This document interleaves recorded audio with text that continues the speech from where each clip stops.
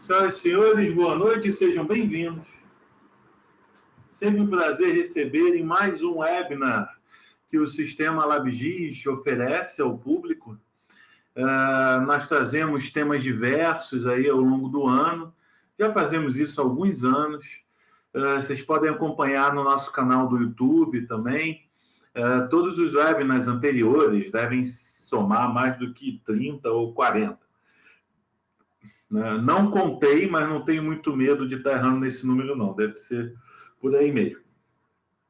E deixe-me apresentar rapidamente. Eu sou o coordenador acadêmico do Núcleo de Geotecnologias da UERJ, Sistema LabGIS, José Augusto Sapienza. Meu nome está aí na tela, meus contatos também estarão ao final da apresentação.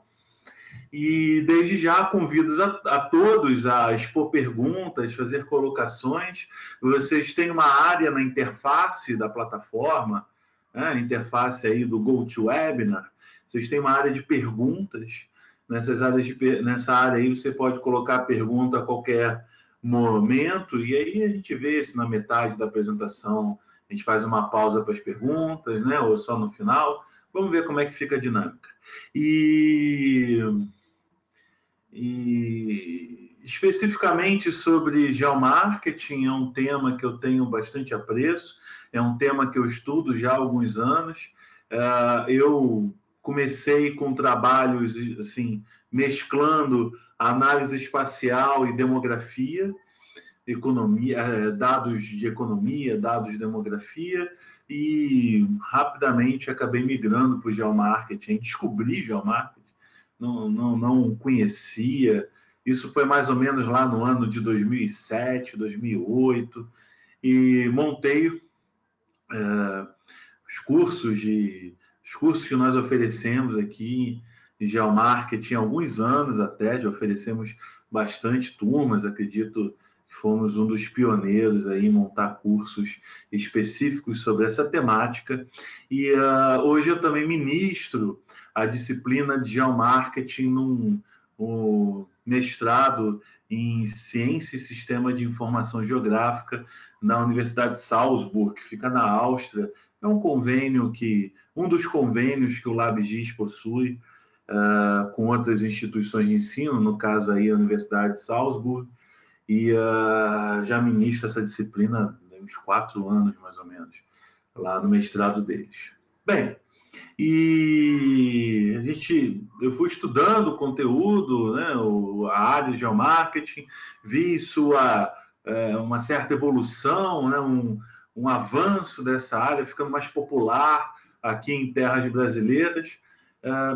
Também vejo um movimento similar em países aqui vizinhos nossos, para nossos amigos andinos, em outros países como França, Estados Unidos, Canadá, que esse tema é mais debatido há mais tempo, aplicado há mais tempo, enfim.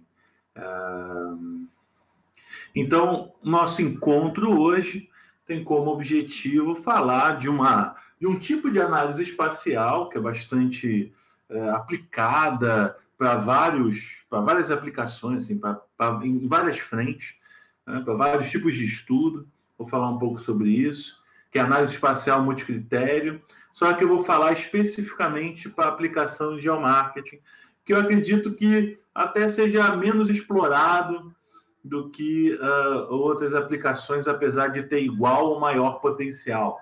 Por isso até a gente escolheu esse tema, eu escolhi esse tema. Eu acho que é um tema aí que a comunidade poderia prestar um pouco mais de atenção, dedicar um pouco mais de tempo aí. De vez em quando, acredito que se perde boas oportunidades de aplicar esse caminho metodológico aí. Bem, já me apresentei muito brevemente. Estou à disposição de todos durante o webinar e depois. Meus contatos estão ao final, sinta-se à vontade. Eu trabalho nessa área há muitos anos, desde o finalzinho do século passado, eu falo assim para parecer mais velho mesmo, anos 2000. Eu comecei a fazer estágio nessa área, comecei a fazer estágio no LabGIS, inclusive, Fui agraciado com essa oportunidade na época. E já o LabGIS surgiu em 1996, né? Já tem aí bastante tempo, 30 anos, e 30 não, desculpa, 20 e tantos anos, e já existia algum tempo, me juntei à equipe, não fiquei até hoje, eu saí por um tempo, fui para a iniciativa privada, retornei em 2011, já na condição de coordenador acadêmico, inclusive.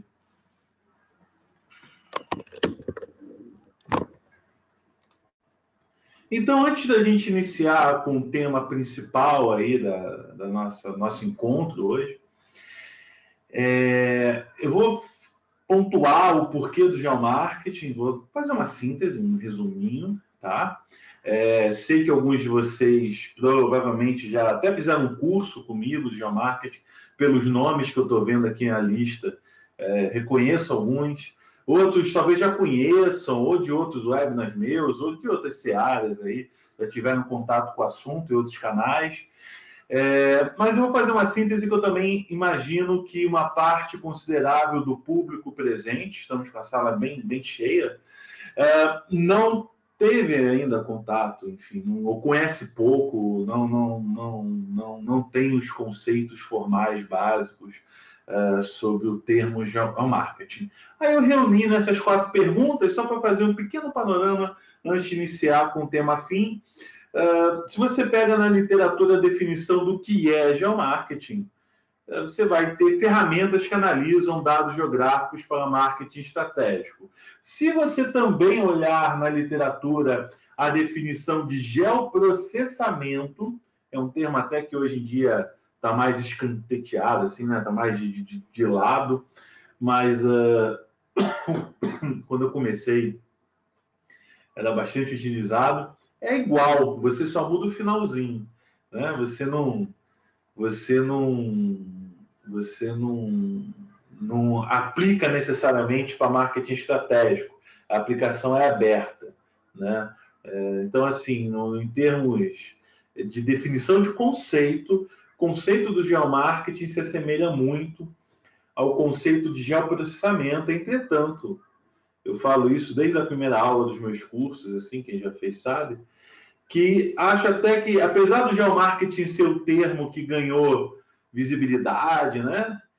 Ficou mais famoso, digamos assim, relativamente mais famoso, é o marketing estratégico, uma definição, desculpa, marketing geográfico, definição de marketing geográfico, alguns chamam de marketing espacial, que está o verdadeiro valor, na minha opinião, pelo menos, do que é do que podemos tirar de proveito dessa área.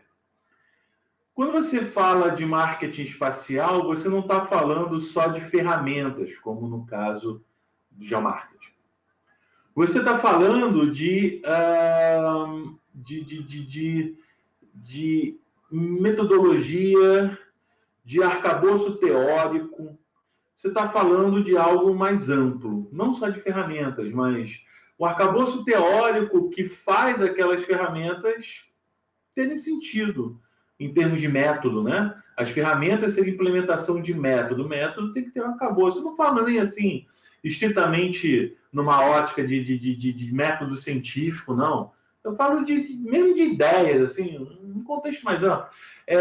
Você quando fala só da ferramenta, está falando da parte operacional. Quando você fala de método, quando você fala de teoria, arcabouço teórico, você está sendo mais abrangente e, na verdade, reconhecendo, na minha opinião, é isso, é reconhecendo uma ponte multidisciplinar, o caminho multidisciplinar que se construiu nos últimos 20 anos aproximadamente, ou pelo menos mais intensamente nos últimos 20 anos, entre a área do marketing e a área da geografia. E quando eu falo marketing, quando eu falo geografia, eu não estou me restringindo especificamente à escola do marketing ou à escola da geografia. até porque, por exemplo, acredito que tenha muitos geógrafos aqui entre nós, a escola da geografia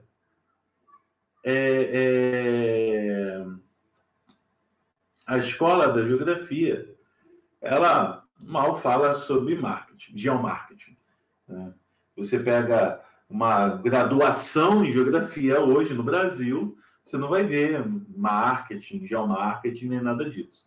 Mas, quando você pega a ciência, a geografia, né, e as escolas que versam com ela, e a mesma coisa para o marketing, você pega a administração, você pega a publicidade, você pega outras áreas também que versam com essa ciência do marketing, digamos, né? Aí sim, você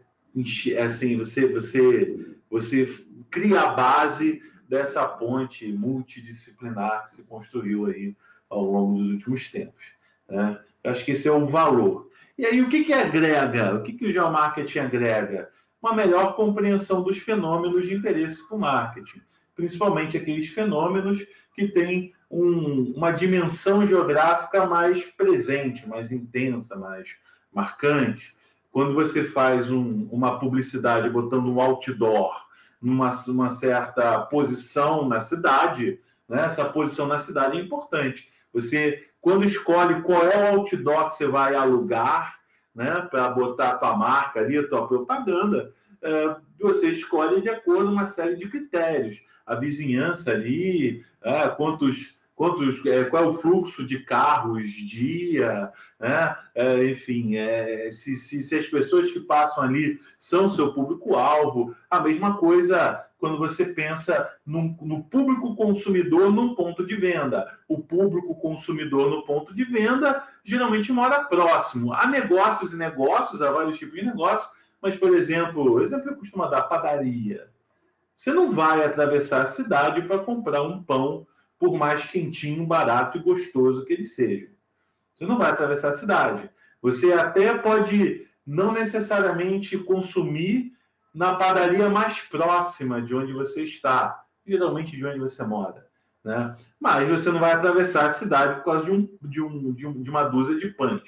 Então, a questão geográfica é importante também, né? Você conhecer o público que avizinha, né? O ponto de venda é importante, define o sucesso ou desempenho daquele ponto de venda. São exemplos, há vários outros. Uma rede de lojas, qual é a área de cobertura dessa rede? Será que vale a pena você remanejar lojas dessa rede ou então abrir novas lojas para aumentar a área de cobertura? Questões logísticas também. Então, quando você introduz e analisa explicitamente a questão geográfica, tá?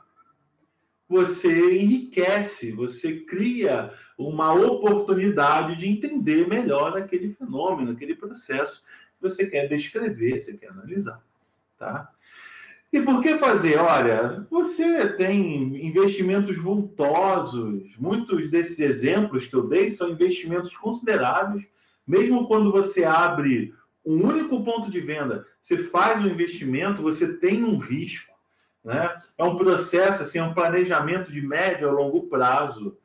Então, justifica você qualificar os insumos para decidir, os insumos para gerir o negócio, para gerir a iniciativa de marketing ou o que valha. Então, os mercados são mais dinâmicos, as interações com o público hoje são diversificadas.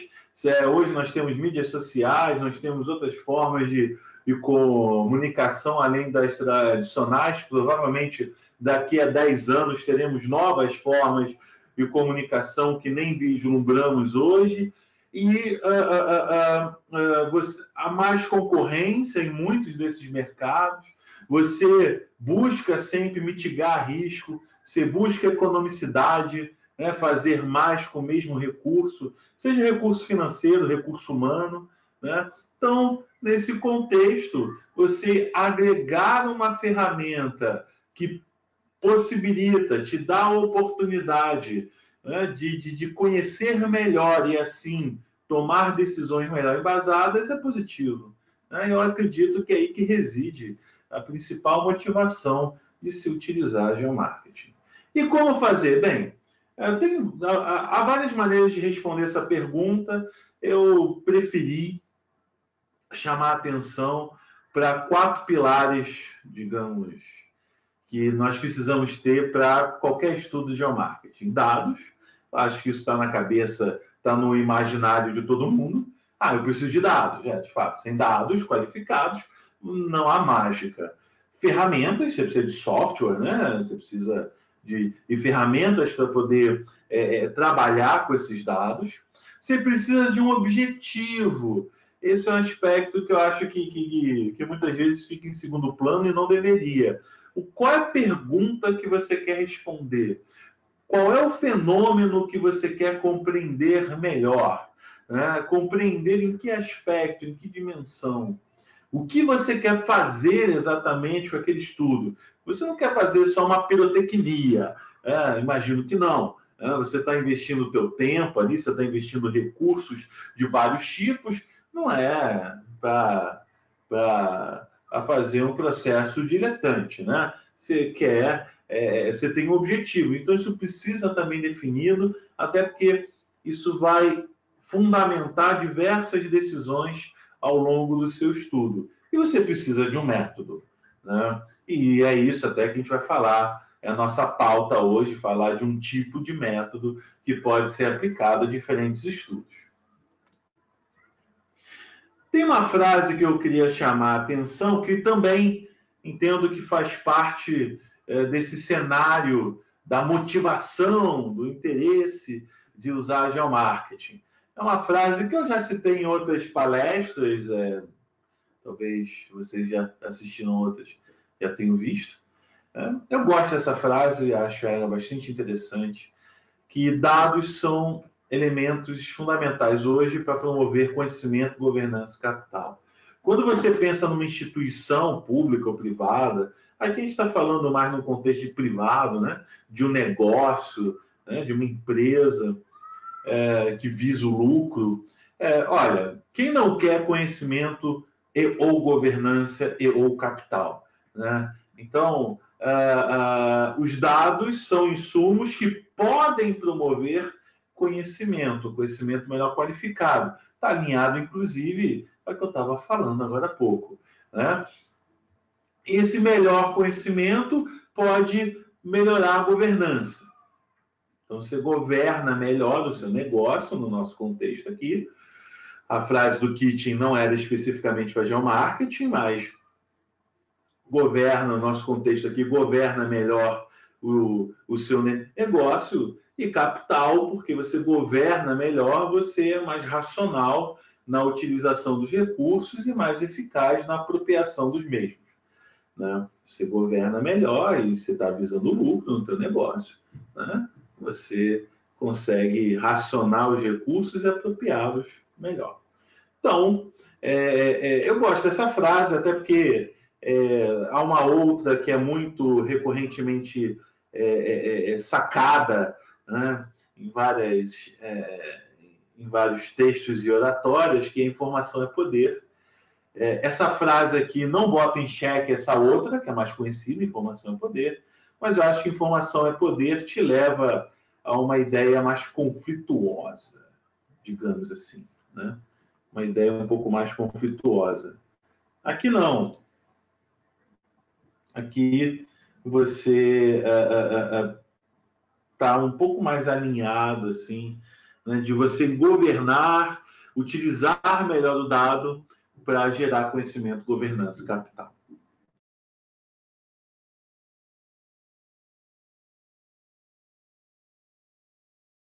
Bem, falando especificamente dos usos do geomarketing, eu costumo defender que, se a gente olhar no aspecto geral, assim, né, olhar mais genericamente, há 2 linhas que o geomarketing pode ser aplicado. A geovisualização é um conceito até dentro da ciência da informação geográfica, que Você tem até uma disciplina, uma área chamada geovisualização, que seria para quem é da área aí, para quem fez ou geografia ou cartografia, seria uma cartografia temática que não, digamos, que está alinhado a umas discussões mais contemporâneas. Acaba que, pelo menos na minha opinião, a cartografia temática parou, numa certa altura, assim, parou em termos da evolução tecnológica. E aí se acabou derivando, digamos, dando esse outro nome aí. Você explora a exibição do dado geográfico.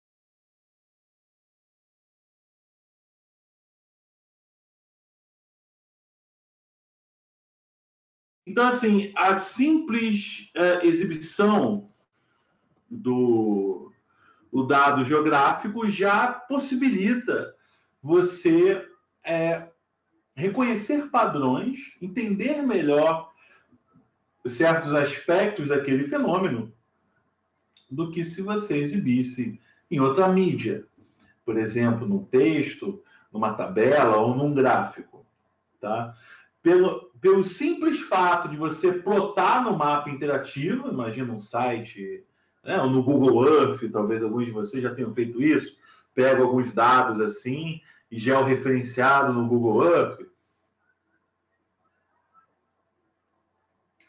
Mas a mera visualização dessa natureza já permite você entender melhor ou estabelecer relações, né, com outras informações também georreferenciadas lá na sua visualização, né? Porque você está apresentando os dados de uma outra maneira.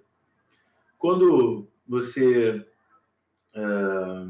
observa, não, quando você lê, se intera sobre a disciplina geovisualização, e vai falar o seguinte: olha, você tem que escolher. Quando você pega um dado geográfico e exibe, esse é um instrumento de comunicação, de informação, que, se for adequado, pode produzir o conhecimento desejado no leitor. Quem está consumindo aquela visualização, né, quem está lendo. Então, vale a pena, se justifica você pensar assim: quais são as formas que eu posso visualizar esse dado geográfico, visualizar da forma mais pertinente para comunicar melhor aquele conhecimento que eu quero comunicar. Então, o raciocínio é por aí.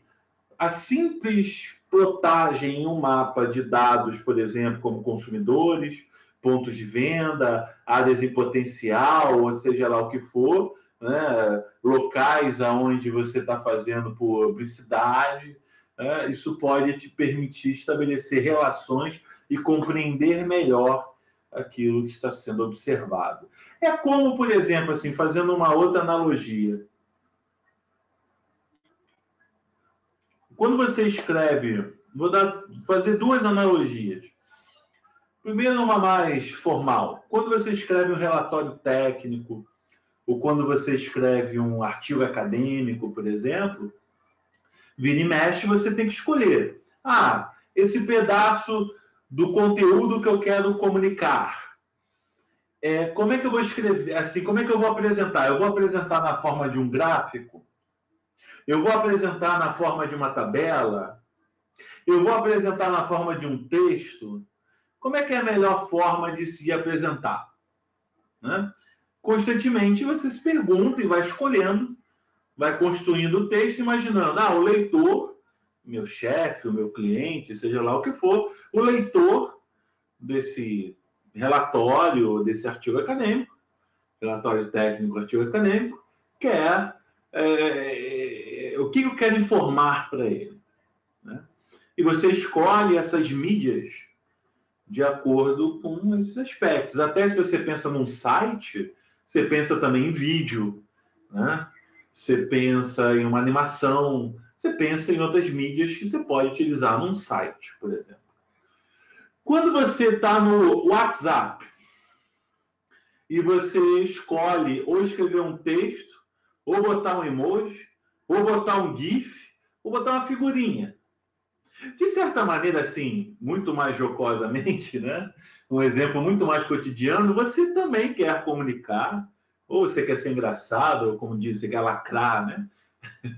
Enfim, você tem um objetivo também na sua comunicação, esse exemplo bem mais chulo, e, enfim, você escolhe entre os artifícios, entre as possibilidades que você tem de comunicação, né? Esse é o raciocínio quando você pensa, o que eu vou botar no mapa? Botar no mapa é importante porque o que agrega eu apresentar esse conteúdo no mapa? E aí, falando não só de mapas estáticos, mapas interativos, e até mapas que você pode conjugar com outras mídias. Hoje existe a ideia, né, da mídia mapa somada com várias outras mídias. Existe uma plataforma até que é bem conhecida, chamada Story Maps, né? Story Maps, que é da Esri, que é a fabricante do ArcGIS, um dos softwares conhecidos aí, na área de sistema de informação geográfica, onde a proposta é essa, você pegar mídia texto, mídia imagem, mídia mapa interativo, mídia vídeo, mídia o que você quiser e somar, conjugar para contar uma história, para comunicar, né? E a segunda maneira é a análise espacial. O segundo possível uso nessa visão mais abrangente, onde a ideia é diferente. A ideia é assim, pode ter padrões nos dados que eles estão escondidos, estão ocultos, não estão claramente perceptíveis. As nossas capacidades cognitivas, né? Quando eu olho lá para um conjunto de dados, eu não consigo perceber alguns padrões. Mas, se eu utilizar uma análise espacial adequada, uma análise de dados, que pode ser espacial ou não, mas falando aqui especificamente de análise espacial, quando você aplica uma análise de dados, pode ser que esse padrão apareça no resultado. De certa maneira, é como se você, assim, fazendo uma analogia outra vez, como se você botasse um óculos que permitisse enxergar um padrão nos dados que você não estava enxergando antes. Se você escolher um método apropriado, se você aplicar análise espacial adequada, ao final você vai perceber um padrão que antes estava oculto, ou pelo menos não estava tão óbvio, tão evidente. Tá? E aí é um outro caminho. Você vai ter que escolher um método, você vai ter uma premissa, né? Tem toda uma questão assim, qual é a tua premissa, o que você quer, o que você quer avaliar, você vai aplicar um método, você tem várias opções, e se você tiver êxito na tua execução, você vai tirar uma conclusão interessante, apropriada, valorosa no final aí do teu esforço, né? Então, é uma outra pegada, né? Enquanto a geovisualização é ver, e aí ver, entender, a análise espacial é desvendar, gerar dados derivados para desvendar padrões que a princípio não estavam tão evidentes. Tá? Mas entrando agora especificamente na análise multicritério, assim, só para deixar claro, né, nós estamos mais, hoje aqui no nosso encontro de curta duração, estamos mais pautados na análise espacial, né? E eu vou falar de uma aqui específico, que na verdade não é uma análise espacial, mas um conjunto de análises. Tem vários métodos que podem ser classificados, tá? Tem vários métodos aqui que podem ser classificados como análise multicritério. A análise multicritério ganhou espaço, ganhou notoriedade, digamos assim, lá na década de 60 do século passado, principalmente no Japão, em processos industriais. A análise multicritério ela pode ser adotada em decisões empresariais, por exemplo. Ela pode ser aplicada para você simular a gestão de um negócio, de uma empresa, de um projeto. Ela pode ser utilizada para você simular uma decisão de um consumidor, né? Mas a nossa pauta aqui, não quando você pensa em geomarketing, não é muito por aí que você vai. Você vai mais assim, olha, eu quero fazer um mapa, digamos assim, gerar um dado geográfico com as áreas potenciais. Potencial ao quê? Depende. Depende do que você quer. Potencial a abrir um novo negócio, potencial a ter mais efeito positivo numa campanha de marketing, né, que você faz no espaço, uma panfletagem, um outdoor e afins, por exemplo. Né? Então, você quer identificar territórios, pedaços do território, do espaço geográfico. Eu não vou entrar no mérito aqui qual é a diferença entre território e espaço geográfico, tem uma discussão profunda e extensa dentro da geografia, não é nosso foco. Mas vou me dar a liberdade de aqui na nossa apresentação de curta duração usar os dois quase como sinônimos. Tá? E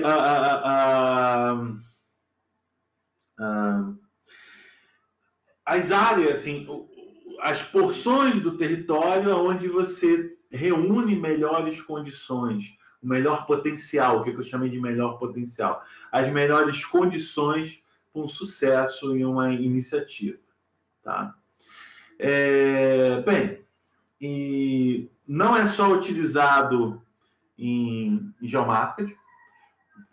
Na verdade, ele é mais utilizado, por exemplo, para gerar mapas de risco de inundação, risco de deslizamento de encosta, né? Em fazer simulações para onde uma área urbana vai crescer, tá? Fazer mapas de risco de incêndio. Observe assim que quando eu falo risco, eu falei risco algumas vezes, né? Inundação, deslizamento de encosta, incêndio, é um potencial, não deixa assim, o risco não deixa de ser um potencial inverso, né? É uma coisa assim, é um potencial que existe que você não quer que aconteça. É um potencial que você não quer que se realize. Geralmente no geomarketing é um potencial que a gente quer que aconteça. Né? Mas de certa maneira, quando eu falo risco, é um potencial também. Que ali tem muito potencial de uma coisa acontecer, mas eu não quero. Aí eu chamo de risco. Né? Podemos entender dessa maneira. Mas é mais utilizado, assim. Eu oriento na série de alunos todos os anos, né? E, agora está diminuindo agora. Mas teve alguns anos que vários alunos queriam quero fazer mapa de risco de deslizamento, de inundação, principalmente alunos de geografia e geologia. Enfim. Então, acaba que se você olha a literatura de sistema de informação geográfica e correlatos, se encontra mais exemplos nesse tipo de aplicação. Mas, adiantei aqui o quarto item da minha lista, né? Adiantei. Mas são modelos baseados em conhecimento, são métodos baseados em conhecimento. O que eu quero dizer com isso é que o analista ou o conjunto de analistas é que decidem quais são os critérios que devem ser levados em conta na análise. Não é uma fórmula física, por exemplo, eu quero calcular a queda de um corpo, a queda livre de um corpo, não sei o quê. Não. Não é assim. Você não tem uma fórmula pré-concebida.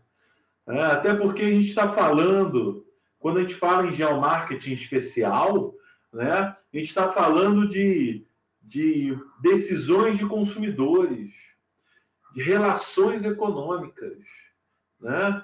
A gente está falando de coisas que não são objetivas, são subjetivas. Não tem como você ter fórmulas pré-concebidas, que nem você tem na física, por exemplo, na química, né? Você não está descrevendo o movimento de partículas, você está buscando descrever relações econômicas e processos de decisões de indivíduos, né?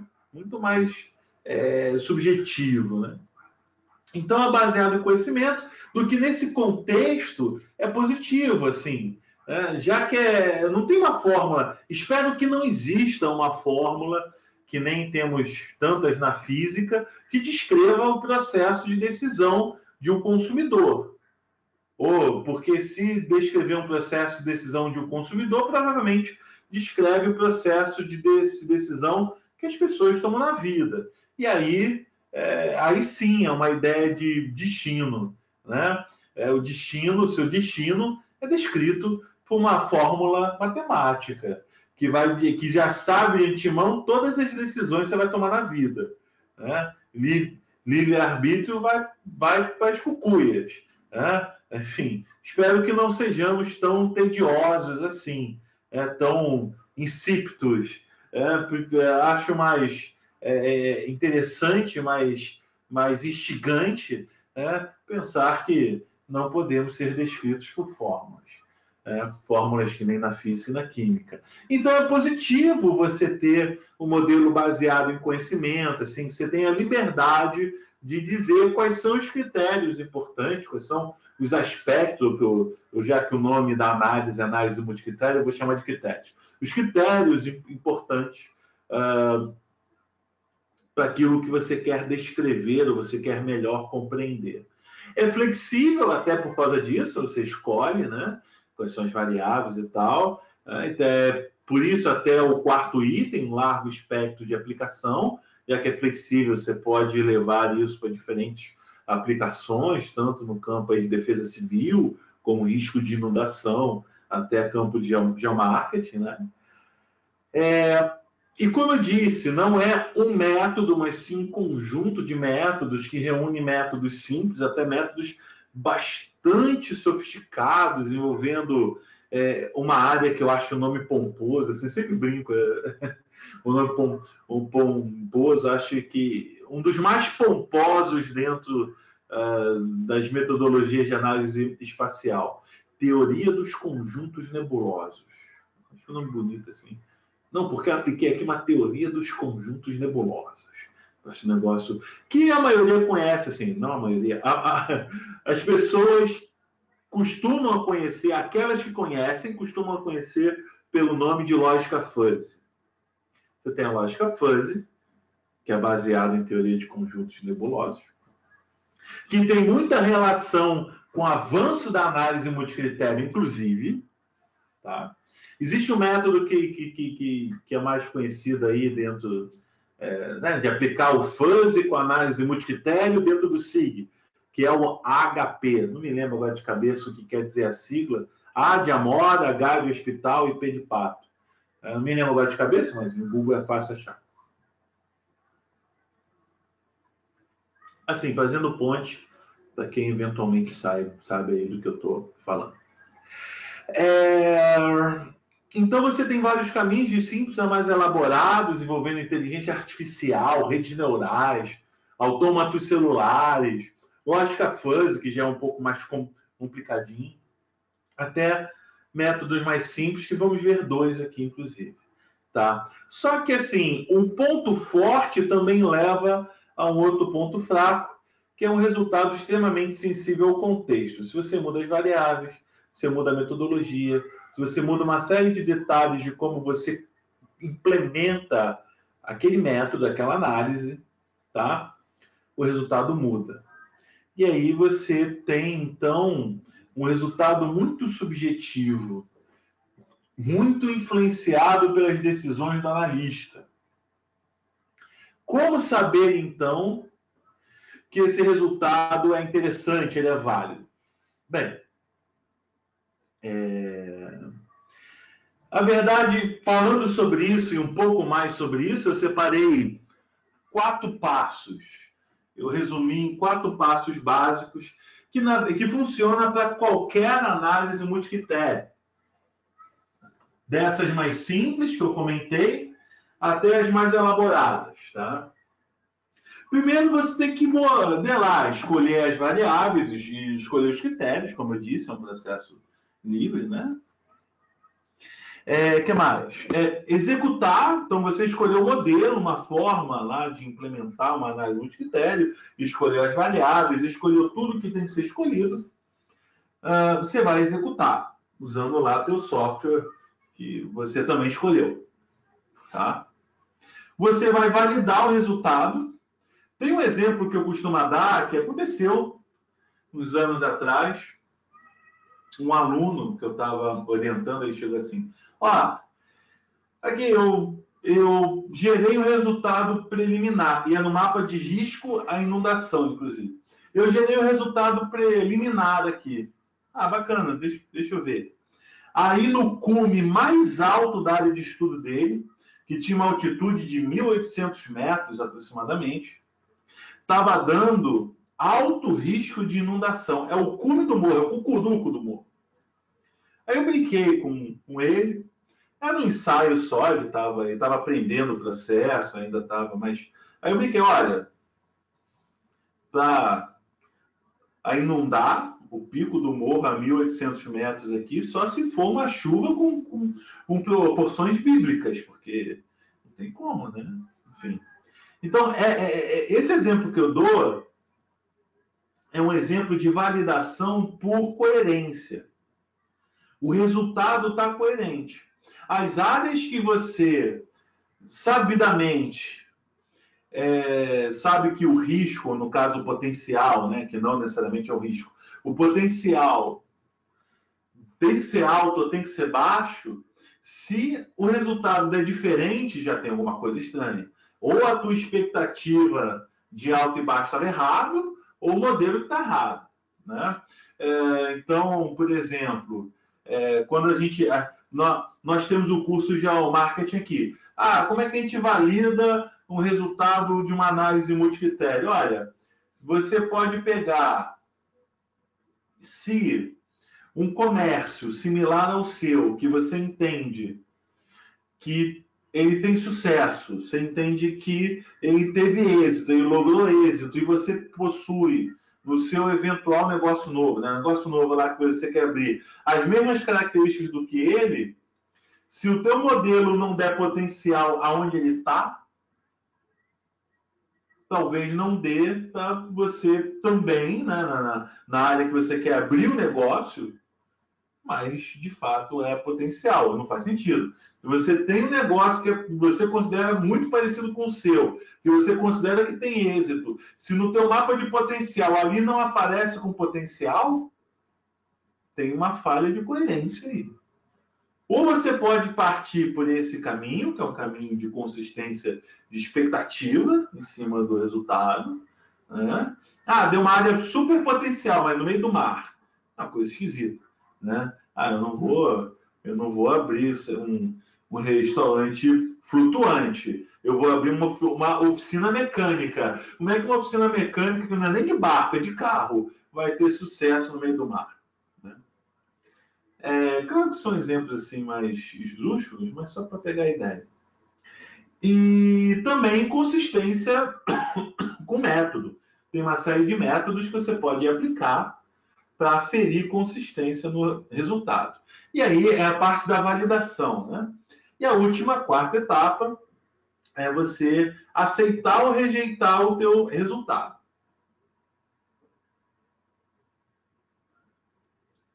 Se você rejeitar, você volta para a prancheta, você volta para a etapa 1 e sofistica, tenta melhorar o modelo. Escolhe outros critérios, adiciona critério, remove critério, muda a maneira que você colocou os critérios dentro do modelo.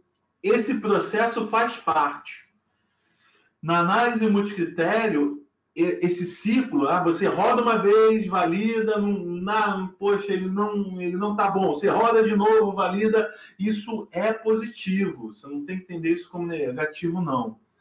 Claro que você tem que buscar caminhos que, dependendo do método de multicritério que você utiliza, você convirja para um resultado melhor. Senão fica meio cego, né? Você fica às cegas, tateando, vendo se você acha um bom resultado. A chance de sucesso até existe, mas é bem menor do que se você fizer um processo guiado, né, que aumenta a chance de você convergir a cada vez que você roda e valida, roda e valida, roda e valida, né, você vai convergindo num resultado melhor. Tem um exemplo simples aqui para abrir um ponto de venda, pensando que o somatório dos critérios tem que dar 100%. É uma maneira de você pensar, há vários. Você pode dar nota de 0 a 10, de 0 a 5, você pode fazer de algumas maneiras. Aqui, o somatório tem que dar 100%. Uma das maneiras. Aí você pensa assim, vou abrir uma cafeteria. Um exemplo simples. Cafeteria, acredito que todo mundo, ou seja frequentador, mesmo que eventual, né, ou todo mundo consegue imaginar aí um pouco do que seria bom por uma cafeteria. Né? Quero abrir uma cafeteria. Quais são os critérios que um território tem que reunir para aumentar o potencial de sucesso da minha cafeteria que eu vou abrir? Eu dei um exemplo aqui com 4 critérios. Preço imobiliário compatível, pessoas de classe média ou acima, trabalhando ou morando nas proximidades, para que elas frequentem o café. Né? Então, no fundo, você quer o quê? Cliente próximo, né? Você quer clientes potenciais próximos. Não ter outras cafeterias nas redondezas, faltou não ali. Não ter, quer dizer que você quer ficar longe de concorrência, na ideia de ter uma área ali, ter uma demanda não atendida, né? O conjunto de cafeterias ali não é o suficiente para atender, então tem espaço para mais uma. E a proximidade com os geradores de fluxo. Geradores de fluxo é um conceito, é um termo muito utilizado no geomarketing, que é assim, você tem alguma loja, alguma infraestrutura, algum elemento próximo que gera, que produz um fluxo de consumidores que te interessa. Uma estação de transporte público, uma universidade. Por exemplo, na UERJ, aqui em volta, tem um monte de bar. A clientela principal dos bares são pessoas que estudam na UERJ. Estudam e trabalham. Né? Principalmente estudam. Então, a UERJ é um gerador de fluxo para esses bares. Né? E também se pondera qual é a importância, é uma das formas de se fazer, só um exemplo. Tá? Você pondera a importância de cada um dos 4 critérios, de maneira a somar 100%. Tá? Ok? Uma maneira, é um exemplo. Claro que se você perguntar para dois empreendedores do ramo do café, quais são os critérios importantes para o sucesso da cafeteria, provavelmente eles não vão elencar o mesmo critério, devido à subjetividade do processo e até porque não necessariamente as lojas de café deles têm o mesmo público-alvo, têm a mesma proposta, né? Têm o mesmo modelo de negócio. Os critérios que você elege também dependem aí do modelo de negócio. Mas eu vou mostrar vou dar exemplo aqui de 2 modelos. 2 modelos simples, relativamente simples, que você consegue implementar utilizando ferramentas básicas de qualquer sistema de informação geográfica, como ArcMap, QGIS, entre outros. Tá? O primeiro, que é o mais simples, é o checklist. E a proposta é exatamente o que o nome aponta. Você tem uma lista de critérios que são espacializados, né? São geográficos, e as áreas potenciais finais são as áreas que reúnem todos os critérios. Quando você reunir todos os critérios numa área, aquela área faz parte da tua resposta, né? A tua área potencial. Aí tem um exemplo até de conjunto aí, né? Critério 1, 2, 3, a interseção de 1 com 2 com 3, que é a resposta, né? Para quem conhece sistema de informação geográfica, esses softwares aí, já deve ter pensado, isso é só fazer interseção. De certa maneira, a interseção é o suficiente para você gerar o resultado, tá? É uma das implementações mais simples que eu conheço de análise multicritério. Você elege os critérios, pode ser quantos forem, tem um exemplo com 3 aqui, né? Mas quantos forem, e a interseção de todos eles, né? As regiões da área de estudo que reunirem todos os critérios potenciais vai fazer parte do teu conjunto resposta. E o outro é a média ponderada, que essa também é bastante utilizada. A formulação dela é um pouco mais sofisticada, tá? Mas, enfim, é utilizando uma conta que provavelmente lá na graduação de vocês, no ensino médio, sei lá, vocês devem ter tido algumas vezes o professor chegava e falava assim, olha, vou passar 2 avaliações na minha disciplina. Uma vai ter, o trabalho vai ter peso 3 e a prova escrita vai ter peso 5. Isso é média ponderada, né? Você vai pegar a nota do trabalho e multiplicar por 3, somar com a nota da prova, multiplicar por 5 e dividir tudo por 8, que é a soma de 3 mais 5. E aí você vai ter a média na disciplina. Essa é a ideia. E você escolhe quantos critérios forem, que aqui eu estou chamando de valores na fórmula ali, é o V de valor, e cada valor vai ter um peso associado. É um pouco até a ideia desse slide daqui, né?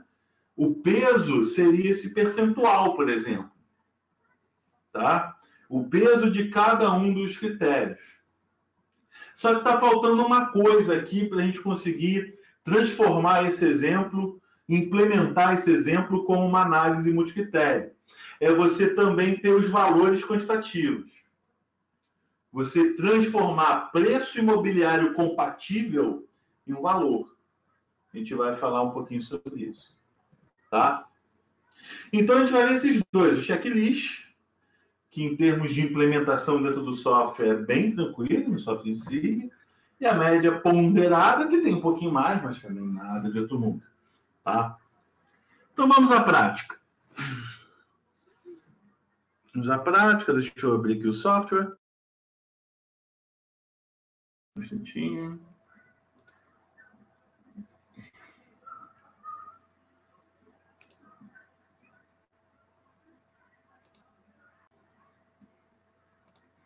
Estou vendo minha tela, né? Pessoal, insiste, vocês podem botar perguntas aí, que eu vou responder ao final, tá? Na prática, eu vou usar a ferramenta do ArcMap, um dos softwares mais utilizados aí de sistema de informação geográfica, mas as operações que nós vamos utilizar aqui poderiam ser feitas, por exemplo, em um QGIS, em um QuantumGIS, que é um software livre, é outro também bastante conhecido, e a maioria dos softwares de sistema de informação geográfica implementa as ferramentas que nós vamos ver. Eu não escolhi à toa, escolhi com esse intuito mesmo. Sei que alguns de vocês têm mais conhecimento sobre essas ferramentas, outros menos, né? Então, queria mostrar o caminho, mostrar o potencial nesse encontro de curta duração, 1h e pouquinho, 1h30, né? Para mostrar as potencialidades. Tá? Eu tenho dados aqui da Prefeitura do Rio de Janeiro, que eu vou usar no meu exemplo.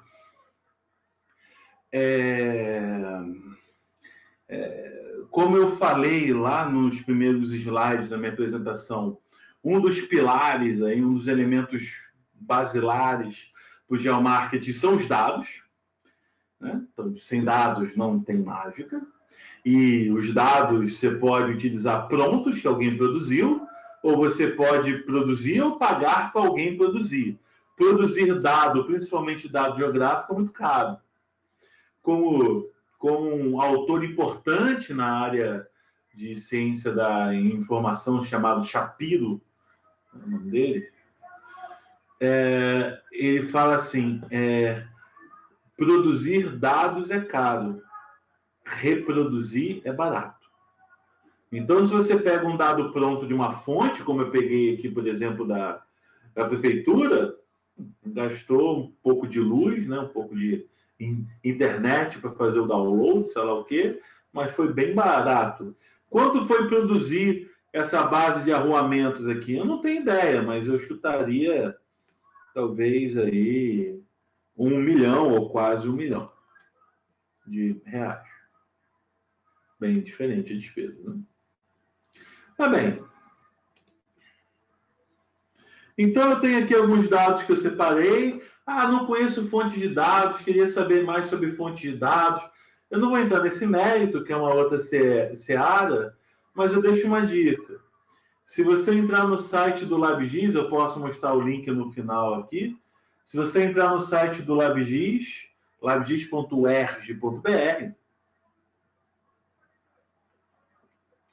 no menu suspenso, você tem lá acesso rápido, logo em cima, assim, acesso rápido, fontes de dados.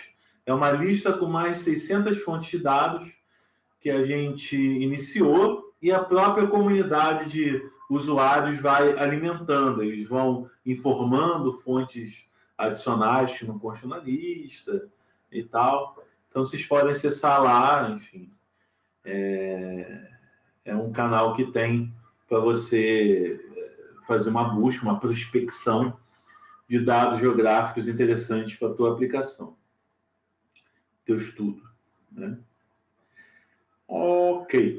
Bem, então eu tenho aqui 4 planos de informação. Vou fazer um exemplo relativamente simples por causa do nosso tempo aqui, do nosso encontro. Eu tenho estações de metrô na ideia de geradores de fluxo, lembra? Então, isso aqui é interessante para o potencial do meu novo ponto de venda, um gerador de fluxo. Poderia ter vários geradores de fluxo, né? Só um exemplo, um representante, digamos assim.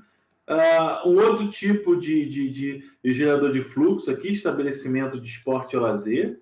Tá? A gente vai pensar aqui em uma loja de departamento esportivo.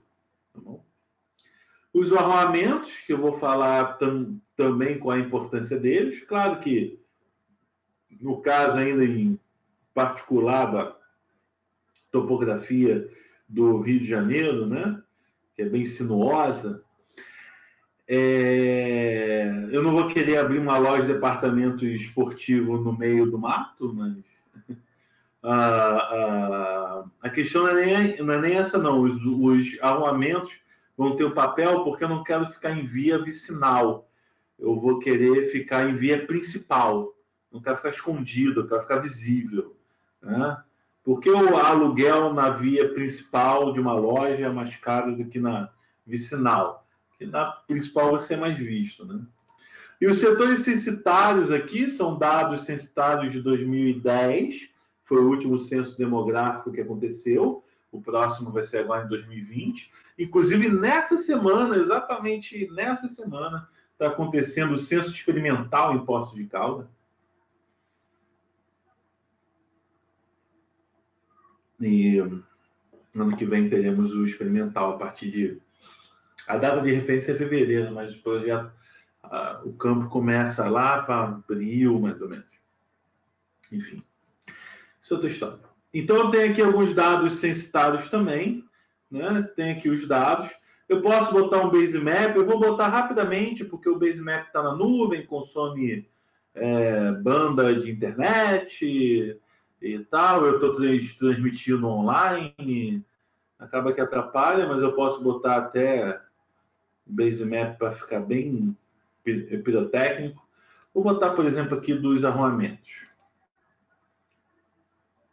Ele vai buscar essa base na nuvem e fica como um mapa básico que a gente vê em sites interativos, aí de mapas interativos, Google Earth da vida e tal, Google Maps. Mas não vou deixar, porque ele vai deixar o processo mais pesado. Então, a ideia é uma loja de departamentos esportivos e eu peguei aqui dois geradores de fluxo. Eu peguei o arruamento, né, representando questão de infraestrutura. Vou botar aqui os setores censitários sem preenchimento, para ficar melhor de ver aqui. Eu botei os setores censitários aqui. Deixa eu tirar o arruamento, senão vai ficar pesado.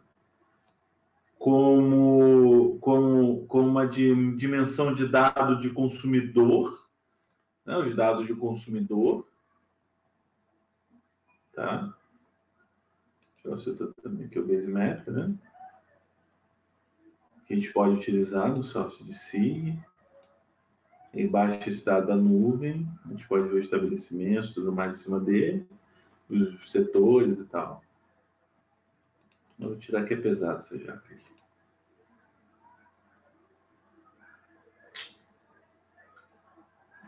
Bem, e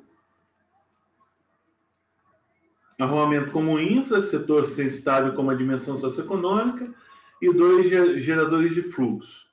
Um exemplo meio basilar, assim, tem os elementos basilares desse tipo de estudo. Você pode abrir, como eu disse, quantos critérios você quiser, você pode fazer um monte de coisa. E se a gente pegar a tabela de atributo dos setores,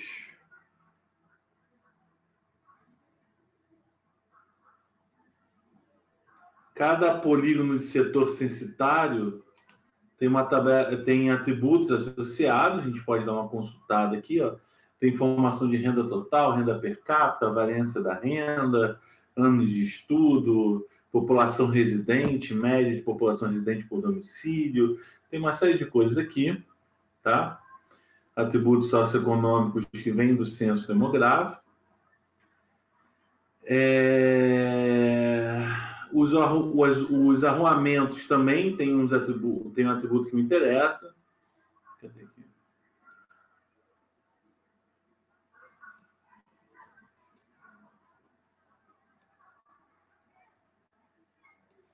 E tem aqui o tipo de logador, o nome do logador, tá vendo?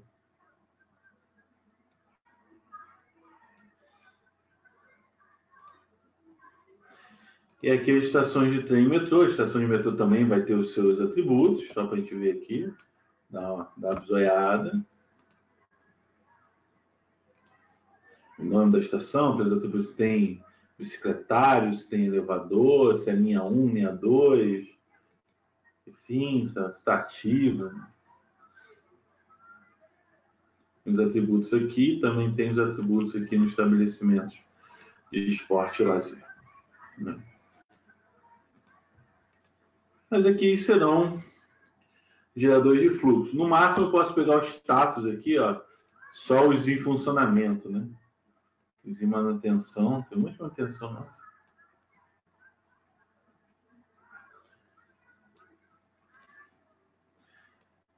Mas nem vou entrar nesse mérito, não. Usar todos eles aqui no exemplo. Então, assim, eu quero uma loja de departamento esportivo e estou interessado em estar próximo tanto a uma estação de metrô como um estabelecimento de esporte e lazer. Eu tenho que verificar, inclusive, se isso acontece, né? Que dependendo dos critérios que a gente elencar, deixa eu mudar aqui, ó, vou botar o estação de metrô num triângulozinho preto e o outro aqui numa bolinha verde, só para facilitar.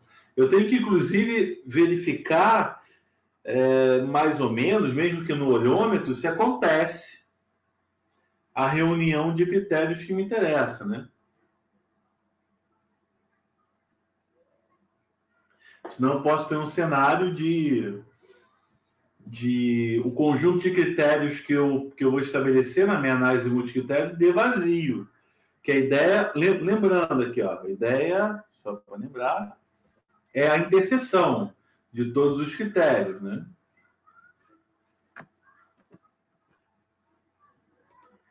Então, eu vou começar aqui com a estação de metrô de trem. Eu vou gerar, utilizando a ferramenta bem clássica do sistema de informação geográfica, que é o buffer. Eu vou gerar aqui um buffer a partir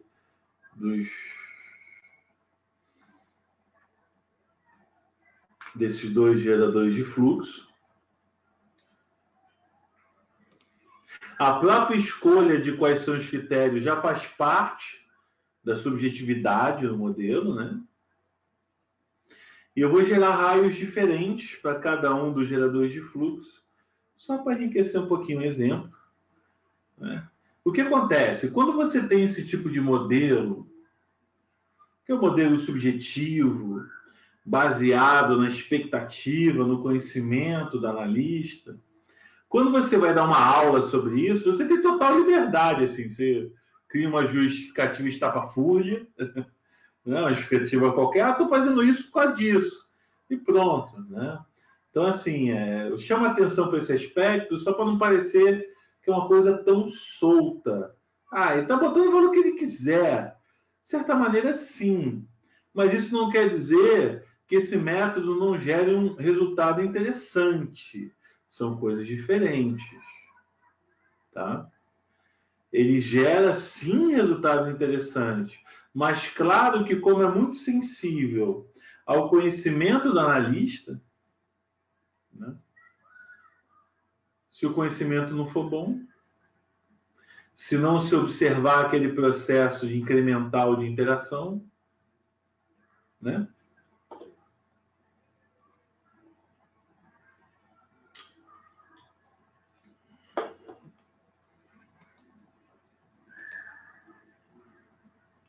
O bichinho deu uma congelada aqui. Enquanto isso, vou perguntando aqui.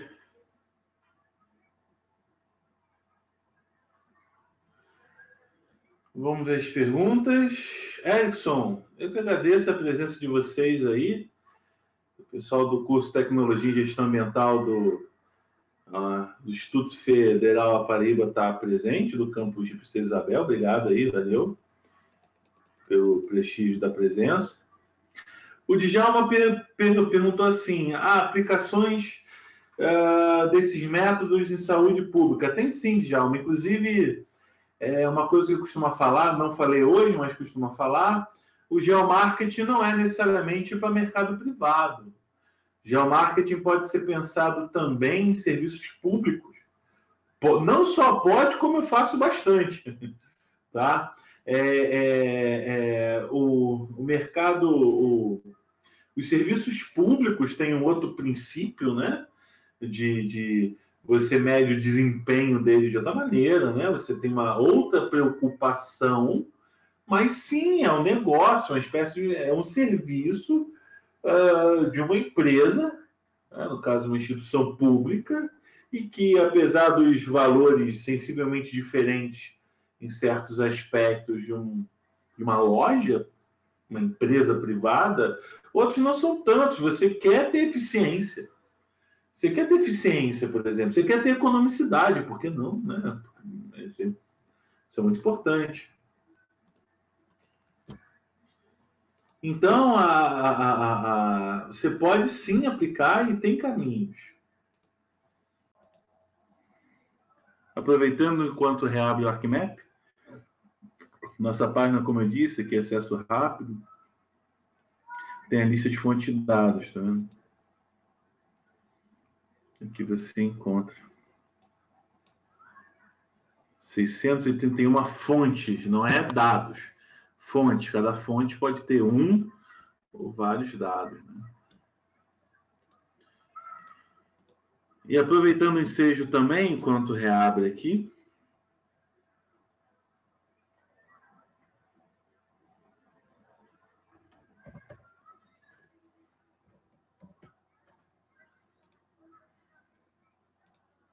para a gente aproveitar o nosso tempo. Precioso tempo. Aproveito para informar ó, que a gente está com os 2 cursos de geomarketing. Vou botar o link para vocês aqui na área de bate-papo, para quem interessar possa, tá? Temos 2 cursos de geomarketing começando agora, no início de setembro. Já está beirando aí. São 70 horas, 2 cursos, onde a gente vê vários conceitos, várias coisas, o curso básico e o curso avançado de geomarketing. A gente o curso vai durar até novembro, mais ou menos. Tá? Os 2, né, as 70 horas de atividade. Então, para quem tiver interesse aí, esse curso está começando já. Estamos nos últimos dias de inscrição.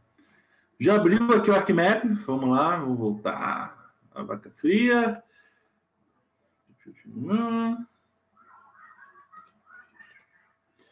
Pequeno percalço. Quem sabe faz ao vivo nisso? Pequeno percalço.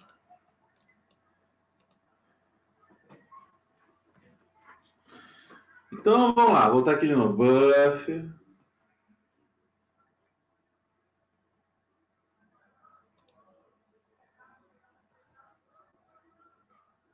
Agora abriu instantaneamente. Aí eu vou aqui começar, por exemplo, estação de metrô. Como é baseado em critérios, eu disse, nós temos que quantificar os critérios, né? O primeiro elemento da minha checklist vai ser 1 quilômetro das estações de metrô. Tá? Vou chamar até aqui assim, ó. Vou botar aqui na pastinha certa. Vou chamar aqui, ó. Critério 1. Proximetrô. Vou elocubrar, que é 1 quilômetro a partir das estações de metrô, na ideia do gerador de fluxo, né, e do acesso, inclusive, das pessoas ao meu negócio. Tá? Vou mandar aqui um dissolve all. O dissolve é quando você tem uma sobreposição entre os buffers. O que ele faz? Se ele mantém as geometrias apartadas, ou se ele dissolve. Vou mostrar aqui no resultado. Aqui, ó, só as estações de metrô, para a gente entender melhor o resultado.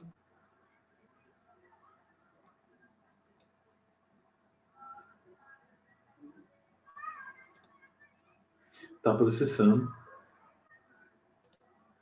Eu vou aproveitar e já gerar o próximo buff enquanto ele processa.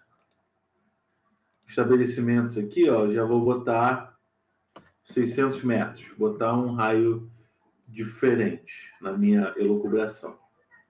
Vou botar aqui critério 2. Né? 600 metros.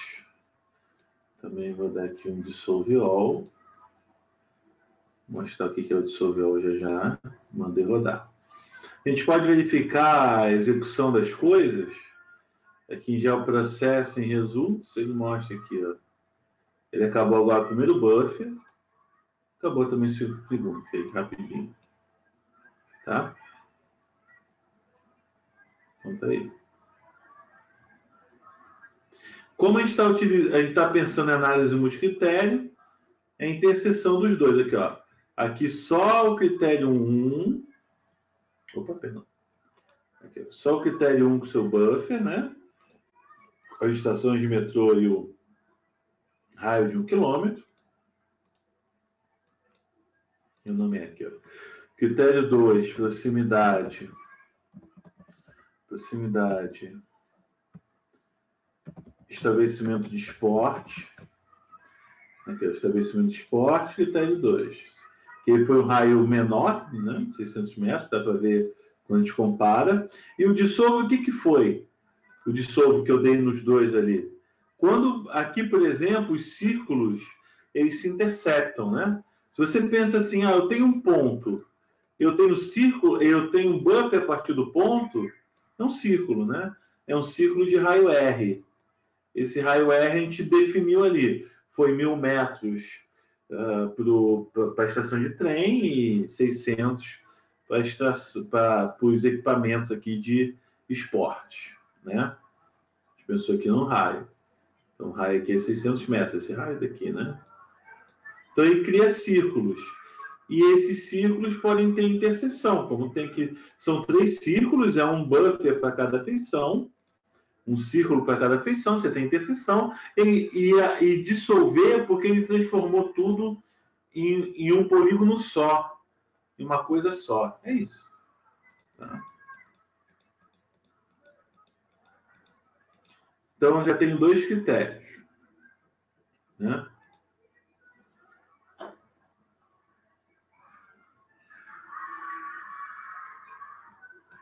A gente pode pegar aqui, ó, os domicílios, a gente pode estabelecer uma renda mínima. Ah, eu quero ficar numa renda, num setor censitário com uma renda mínima. Então, a gente seleciona aqui, por exemplo, por atributo, vem aqui selecionar por atributo, eu faço aqui, ó, selecionar por atributo, aqui, né, a camada, eu boto aqui, não, não é esse aqui não, perdão, peguei o dado errado. Esse aqui não. Eu peguei o dado errado. Aqui, ó. Esse aqui. Deixa eu botar ali embaixo. Tá. Selecionar para atributo. Né? Aqui, selecionar para atributo, vou pegar o setor censitário, pegar aqui, renda per capita, trabalhar com a renda per capita. A renda per capita é maior do que 500 reais, por exemplo. Não, aí pegou quase todo mundo. Então, a gente pode subir, então, 1.000. Vamos ver, 1.000. Já pegou menos. Vem mais um pouquinho. 1.200. Pronto. Usar 1.200, então. Então, eu selecionei o que está marcado em azulzinho. Tá vendo? A marcada em azulzinho é que obedece o critério. Aí eu posso até, não é obrigado, mas posso até pegar aqui e mandar exportar para gerar o arquivo do critério 3, entendeu? Arquivo do critério 3. Aqui, critério 3. Renda. Se a gente fosse trabalhar só com esses 3 critérios, insisto, pode ser quantos critérios a gente quiser. Olha lá, tá vendo? Então, ó, critério 3, o da renda, esses são os setores que obedecem à renda. O critério 2 e o critério 1. A resposta para o que a gente quer está aqui no intersect, a interseção dos 3, né? A interseção dos 3. Cadê aqui? Intersect. Vou botar aqui critério 1, critério 2, critério 3. Né? Aqui, ó, output, áreas potenciais, checklist. Checklist.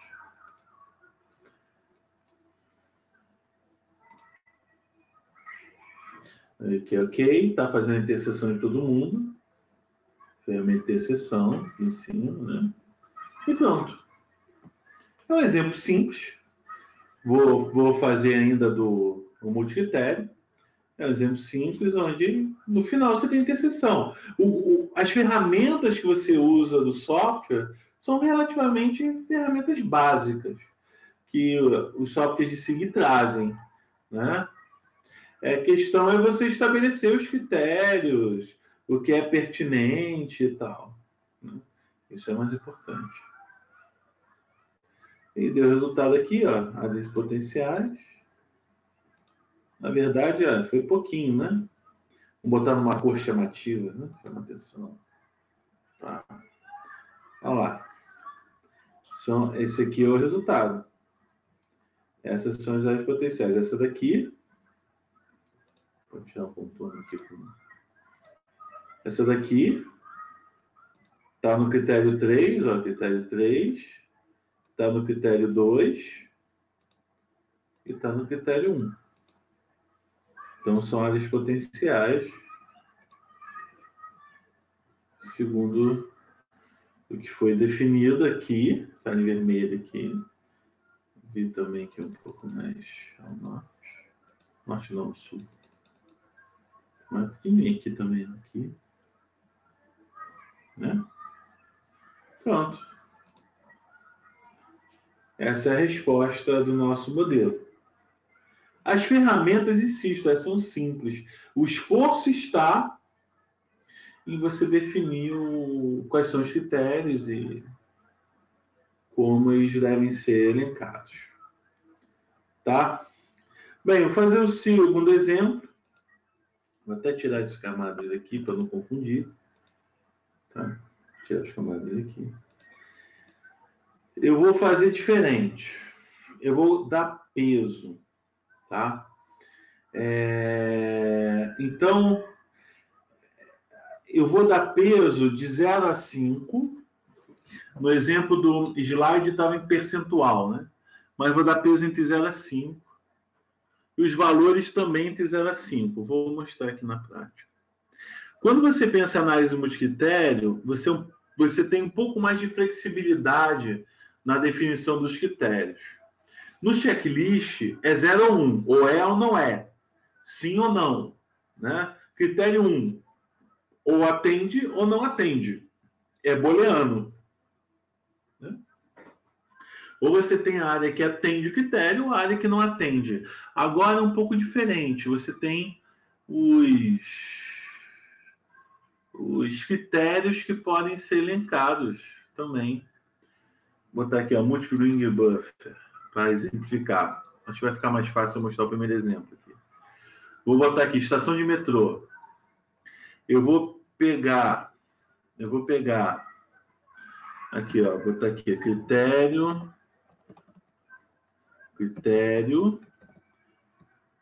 botar MC, porque é multicritério, né? Critério agora do MC, multicritério 1. Proximidade, metrô. E aqui eu vou botar as distâncias.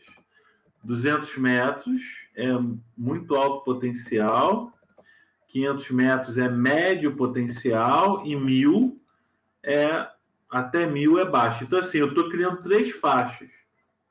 Ao invés do exemplo anterior de ser 0 e 1, aqui eu estou criando 3 faixas. Esse aqui é muito alto, esse aqui é médio, esse aqui é baixo potencial. Mas ainda é um potencial. Vou rodar. E vou fazer logo também do outro, na mesma ideia, a gente fez até 600, né? Aqui do estabelecimento. Vou fazer a mesma ideia aqui.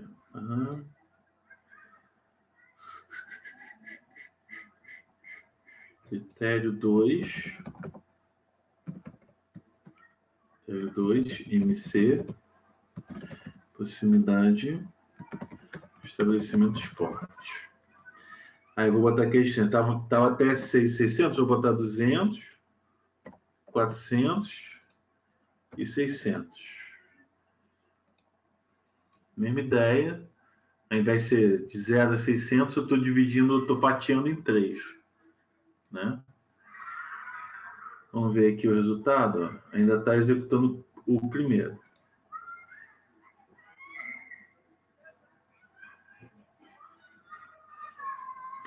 Ok? Olha lá, ele terminou o primeiro.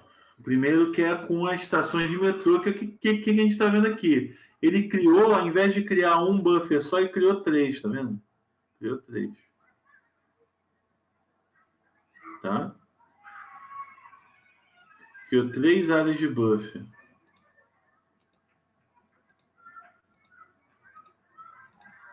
Beleza? Ele vai fazer a mesma coisa também para os estabelecimentos de metrô. E aí a ideia é o seguinte, ó, se está mais perto, acabou já. Se está mais perto aqui o estabelecimento aqui, né? Se está mais perto, o potencial é mais alto. Vamos começar a fazer aqui com proximidade do metrô aqui, ó. A gente abre a tabela de atributo, Vou criar um atributo novo, que vai ser o atributo do peso. Peso não, o valor, na verdade. O valor do multicritério. Vou botar aqui, valor MC. Pode ter sido um inteiro curto. Aí, assim, ó, aqui a gente pode entrar em modo de edição, facilitar, na verdade, aqui em cima.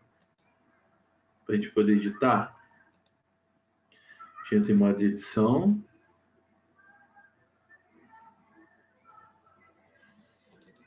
No critério aqui, MC. Então, ó, até 200 metros eu vou dar peso máximo, que é 5. Lembra que eu disse, eu vou utilizar uma escala de 0 a 5, né? Então, até 200 é 5. Até 200 é 5. Até 500 vou dar 3. 3 não, dá 4. 4. E de 500 a 1000 vou dar 2. Então, essa é a faixa de até 200. Está aqui, ó, até 200, né? Até 200. Essa aqui é de 200 a 500. 200 a 500 eu dou peso 4. Eu estou diminuindo, porque eu estou aumentando a distância para o gerador de fluxo. E esse aqui eu estou dando peso de 500 a 1000, dou peso 2. Eu estou aumentando ainda mais a distância. Sim? E o mesmo raciocínio aqui para proximidade com esporte. Vou adicionar atributo também. Não está deixando que eu estou em modo de edição. Só posso adicionar atributo fora do modo de edição. Isso é uma longa história. Chama atributo aqui, valor, MC também, valor MC. Tá? Pode ser isso aqui. A gente chegou assim, tá numa edição. Tá, a mesma ideia aqui. Primeira faixa 5, segunda faixa 4, terceira faixa 2. Opa, ficou 3. 2. Mesmo raciocínio lá do outro. Até 200 metros 5, de 200 a 400 4 e de 400 a 600 2. Né?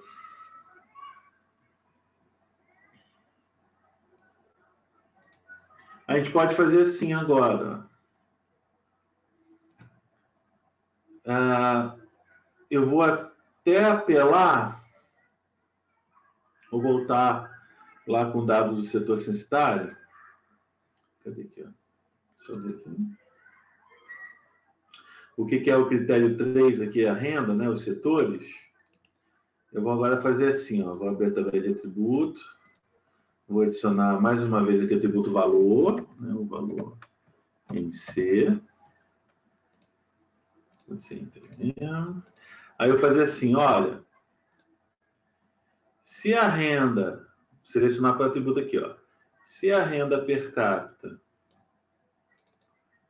for menor do que 500, seleciona aqui, ó, renda per capita menor do que 500. Não, porque eu peguei maior do que 1.200, né? Tá. Se a renda per capita eu peguei maior do que 1.200, se a renda per capita é menor do que 1.500, por exemplo, eu vou dar um valor mais baixo, né? Porque a renda está mais baixa. A gente pode usar aqui calculador de campo e falar, não, olha só, esse camarada aqui é 2.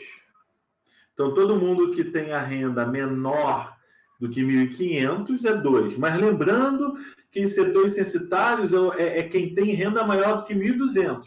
Então, no fundo, eu estou dizendo, ó, de 1.200 a 1.500, o peso é 2.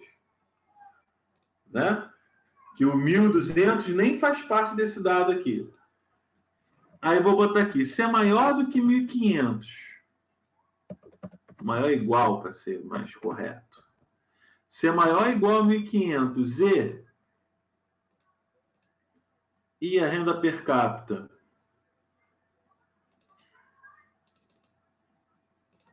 é menor do que 1.800, vou dar peso 4.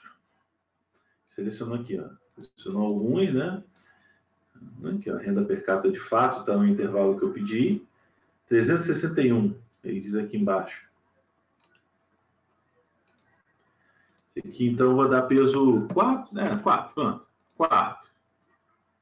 E se for maior agora, né? Se for maior do que 1.800, eu dou peso 5, peso máximo. Eu arbitrei que a escala é até 5, né? Então, 5 é o peso máximo. Selecionei aqui na calculadora de campo e boto 5. Pronto, eu já tenho os critérios, eu tenho peso associado. O que muda frente à análise multicritério? É que eu estou subdividindo o que é importante, né? Eu estou dando subimportância. Eu estou hierarquizando a importância dentro de cada critério, dando um valor segundo o meu arbítrio. Agora, mais uma vez, eu vou fazer a interseção, todo mundo. Mais uma vez, eu vou fazer interseção, só que eu vou ter um passo a mais agora. Vou mostrar. O critério 1 multicritério, o critério 2 multicritério, o critério 3 aqui acabou sendo multicritério, porque eu criei atributo nele e fui alimentando, né? Então, aqui vai ser as áreas potenciais, MC, multicritério.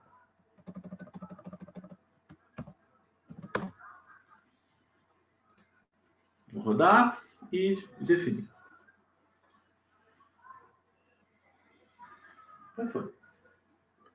Então, se eu pego aqui o resultado, ó, áreas potenciais MC, o que eu tenho que fazer agora aqui? Eu tenho mais uma coisinha para fazer. Ele trouxe os atributos de todo mundo. Valor MC, valor MC, tá vendo? Ele trouxe os atributos de todo mundo. Valor MC. Então, eu tenho os 3 valores M6 aqui. Os 3 valores M6 estão aqui. Eu vou criar um atributo que é o resultado final. A média ponderada, eu vou chamar de MP. Aí vou botar agora o número real, porque vai ser fruto da divisão. E aí eu vou botar assim, os critérios. O que é mais importante? Renda, proximidade com o metrô, proximidade com a estação de trem metrô. Vai ter que olhar aqui, ó. Esse atributo é o atributo da renda, o MC1.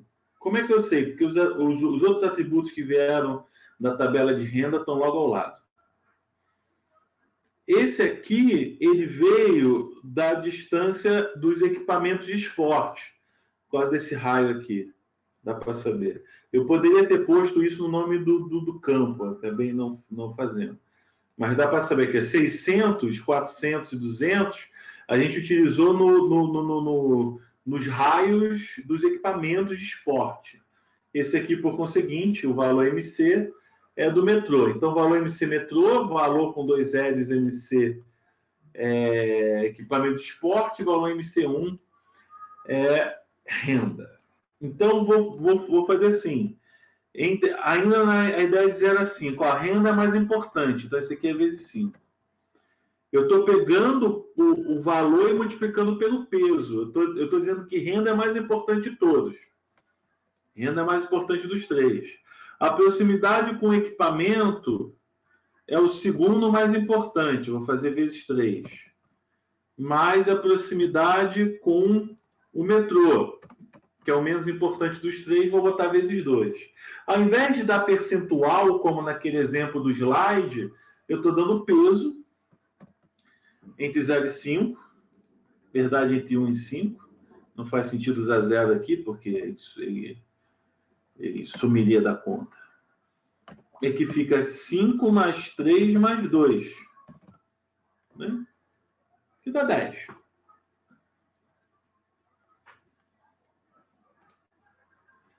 Então, agora, cada área tem um peso interno. Eu hierarquizei as áreas em potencial. Ó. Eu posso pegar aqui, ó, as áreas em potencial e hierarquizar agora.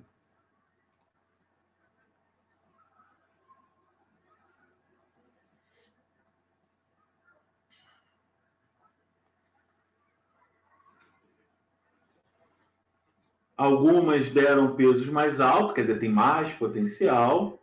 posso aqui, ó, um símbolo usando a quantidade, graduação de cores, pelo MP. Pode ser assim, ó. Tá vendo? Então, ele hierarquizou. Tem áreas com mais potencial. Ó. Aqui, por exemplo, a área do meio, nessa mancha aqui, essa áreazinha do meio tem mais potencial do que as outras. Vou botar um base map só para ficar bonitinho. Então, agora, você tem uma hierarquização dentro das áreas potenciais. Enquanto a análise multicritério dava potencial ou não, é tudo sim ou não, 0 e 1, né? Tudo booleano. Nas áreas potenciais, não. Você tem esse peso interno. Né?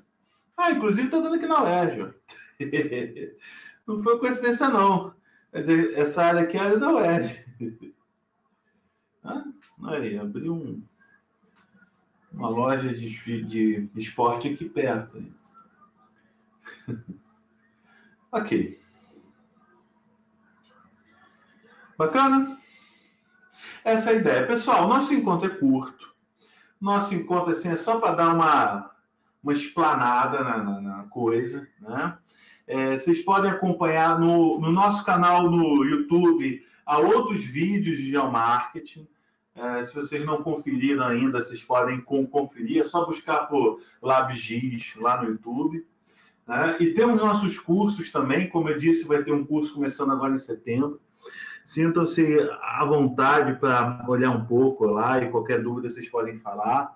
Giovanni, a versão que a gente utiliza do ArcGIS no curso, tanto aqui que eu usei agora como no curso, é o 10.6 ou 10.7. Um aspecto importante. Os alunos que fazem o curso, aquele curso que eu mandei o link aí, recebem a licença do ArcGIS durante o período do curso para instalar na máquina que quiser. Então, você não tem que ter licença do ArcGIS previamente. Assim. Se você não tiver, a gente vai te dar uma para você ter acesso. Além disso, a gente não utiliza só o ArcGIS. A gente também utiliza o NetTool, que é uma ferramenta, é um SIG específico para geomarketing. Enquanto o ArcMap é uma ferramenta neutra, né? Serve para geomarketing, serve para um monte de outras coisas, nós utilizamos uma ferramenta dedicada para geomarketing. É um SIG e é focada em geomarketing, chamada NetTool. Vocês podem buscar um pouco mais aí na internet, se tiverem curiosidade. Tá? A Luísa fez uma pergunta assim. Na aplicação desse método que eu mostrei numa empresa de abastecimento público, para alocação de poços de água subterrânea. Sim, com certeza. Método GOD, o método GOOD, não me lembro agora, Luísa, desse método pela sigla. Não quer dizer que eu não tenha visto ainda. Quer dizer que minha memória está falhando, talvez. Mas não. Mas independente se você usa esse método, o que você descreveu, né, que é a alocação de poços, novos poços de água subterrânea, pode ser explorado. Você pode fazer uma análise multicritério também. É super viável. Assim.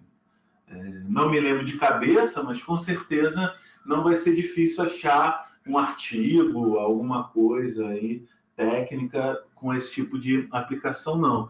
Acho que é bem viável. Tá? Pessoal, nosso tempo já está estourado. Então, encerro por hoje. Quem não pôde responder as perguntas, peço a gentileza que me encaminhe por e-mail. Tá? Terei total prazer em responder. Meu e-mail segue aqui, ó. Vou passar para vocês. Meu e-mail segue aqui, está no final, sapienza@labgis.es.br. Em breve nós mandaremos a gravação do webinar para vocês, o material, os slides, os arquivos que eu utilizei. Qualquer dúvida aí, sinta-se à vontade para entrar em contato, foi um prazer. Espero que o nosso encontro curtinho tenha sido proveitoso para vocês e tenha atiçado a curiosidade. Tá?